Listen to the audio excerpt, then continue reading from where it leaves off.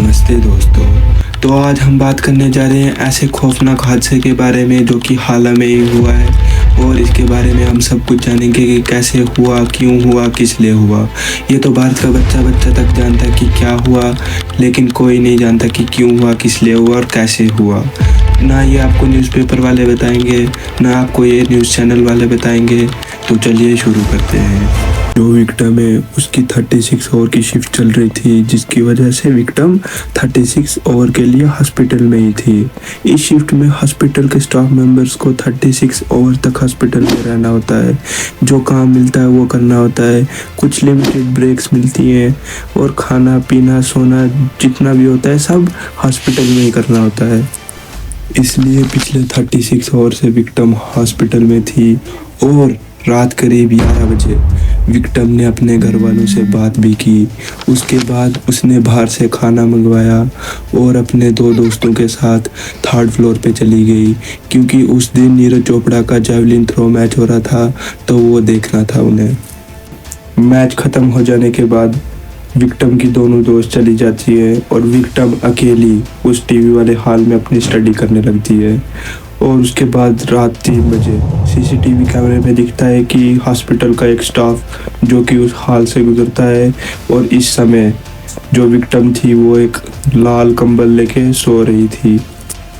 रात 3:50 पर सीसीटीवी कैमरे में दिखता है कि एक आदमी हॉस्पिटल में एंटर हो रहा है, और वो आदमी संजय राय है। संजय राय जिसने इस पूरे इंसिडेंट को अंजाम दिया। इस टाइम पर संजय राय नशे में बिल्कुल धुत था। उसका विक्टिम के साथ कुछ करना नहीं था। वो तो हर ऑपरेशन रूम के अंदर जा के देख रहा था कि उसे कोई लड़की मिल जाए या कोई बेहोश लड़की मिल जाए, ताकि वो अपनी हवस को बुझा सके, लेकिन उसको उस टाइम पे कोई नहीं मिला। रात 4:03 संजय राय चलते चलते 3rd फ्लोर तक पहुंचता है, और उसी हॉल में घुस जाता है जहां पे विक्टिम सो रही थी।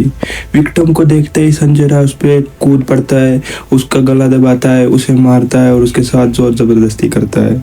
जो हॉल था वो स्पीच डिलीवर करने के लिए बना था, इसलिए वहाँ पे साउंड प्रूफिंग लगे हुए थे, तो जो कुछ भी अंदर हो रहा था वो किसी ने बाहर नहीं सुना। 4:40 के बाद संजय राय क्राइम करके बाहर निकलता है, और संजय राय लगभग 37 मिनट तक हॉल में रहता है। इस बीच वो उस लड़की के साथ जोर जबरदस्ती करता है, उसे मारता है, उसे पीटता है, और उसने उसके साथ क्या किया वो तो आप सब जानते ही हैं।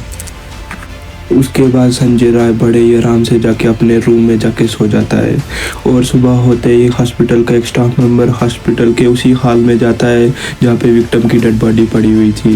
वो हॉस्पिटल के उस हॉल में जाते ही बहुत ज़्यादा ज़ोर से चिल्लाता है, और बाहर आके सबको सारी सिचुएशन बताता है कि पूरे शरीर पे आधे कपड़े पड़े हुए हैं, पूरा शरीर खून से लथपथ है, आँखों से खून आ रहा है, चश्मा टूटा हुआ है।